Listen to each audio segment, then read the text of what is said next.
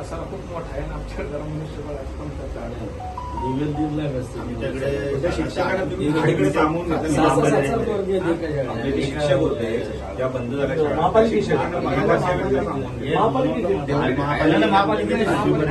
मला बरं सर, सगळ्या शाळेत कुठल्या शाळेमध्ये किती विद्यार्थी आहेत याचं शिक्षण भयपट मिळेल माहिती. मी तुम्हाला माहितीचा अधिकार देतो. हा, त्याच्यामध्ये ठाण्यातल्या किती नंबर महानगर, आता ही 19 नंबर आहे बरोबर, शाळा जुनी बरोबर आहे. तर वर्ग भरतात का काय? ही बंद आहे.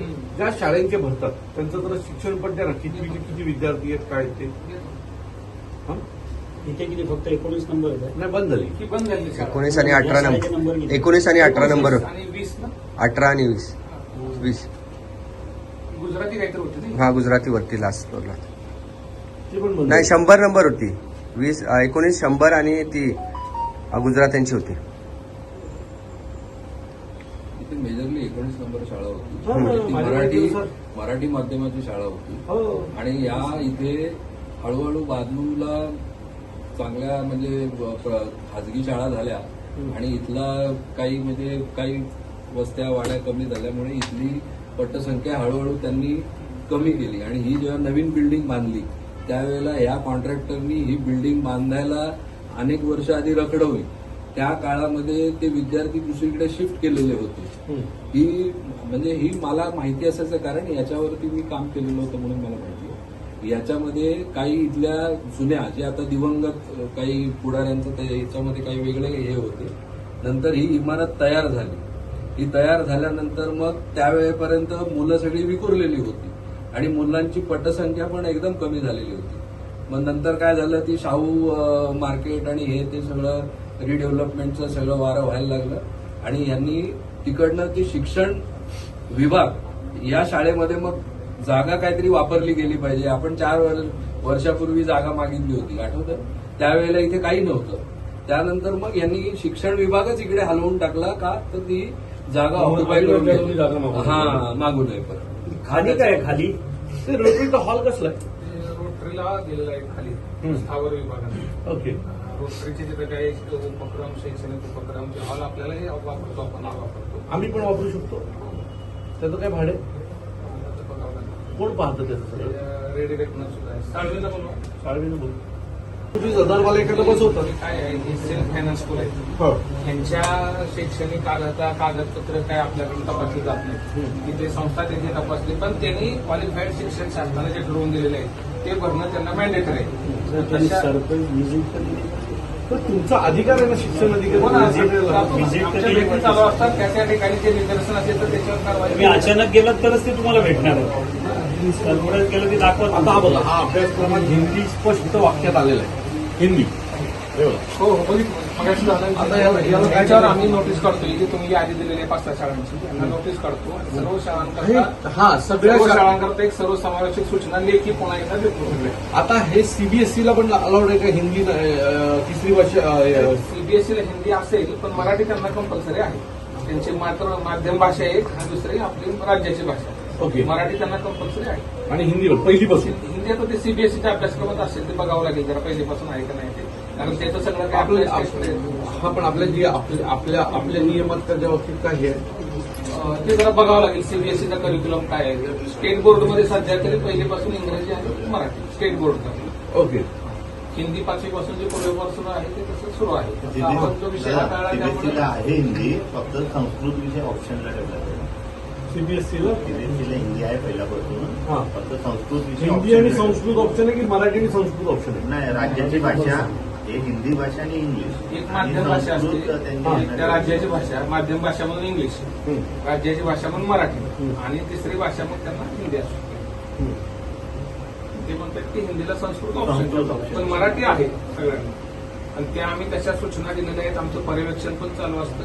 आता तुमच्याकडून जे निदर्शनास येतील, मग मी आपल्या सगळ्या पदाधिकाऱ्यांना तेच विनंती केली की तुम्हाला जर अशी कुठे रेग्युलेटर दिसतील तर निदर्शन असताना आम्ही त्याच्यावर 100% कारवाई करू. आता ठाणे महानगरपालिकेच्या आपल्या किती शाळा ऍक्टिव्ह आहेत? शाळा दिव्यामध्ये ना संपूर्ण शहरामध्ये? शहरामध्ये 770 शाळा आहेत. आणि विद्यार्थी जवळपास 3,60,000. अविनाश, काय नेमका विषय होता, काय सांगतो? मागच्या काही दिवसापासून महाराष्ट्र नवनिर्माण सेना हे संपूर्ण महाराष्ट्रात जी हिंदी पहिली ते चौथी हिंदीचा विषय आहे त्याच्यामध्ये काम करते आणि त्याच्यानंतर महाराष्ट्राच्या मुख्यमंत्र्यांनी GR काढला आणि ते GRनुसार स्थगिती देण्यात आली. त्यांचा जो काही GR होता हिंदी सक्तीचा त्याला स्थगिती दिली आणि त्याच्यानंतर असं वाटलं होतं की हे सगळं संपलंय, परंतु असं नाहीये. हा जो GR त्यांनी काढलेला आहे तो फक्त त्यांच्यापुरताच मर्यादित आहे. मुळात खाली शाळांमध्ये आजही हिंदी शिकवली जाते आणि हा एका शाळेचा अभ्यासक्रम आहे, टाइम टेबल आहे आणि ते स्पष्ट म्हटलेलं आहे. अभ्यासाचे तास इंग्लिश, EVS, मॅथ्स, मराठी आणि हिंदी. त्यामध्ये जर तुमच्याकडनं असा GR निघालेला आहे, महाराष्ट्राचे मुख्यमंत्री म्हणतात की हिंदी सक्ती नाही आहे, तर मग हा सक्तीचा विषय अभ्यासक्रमात कसा आला?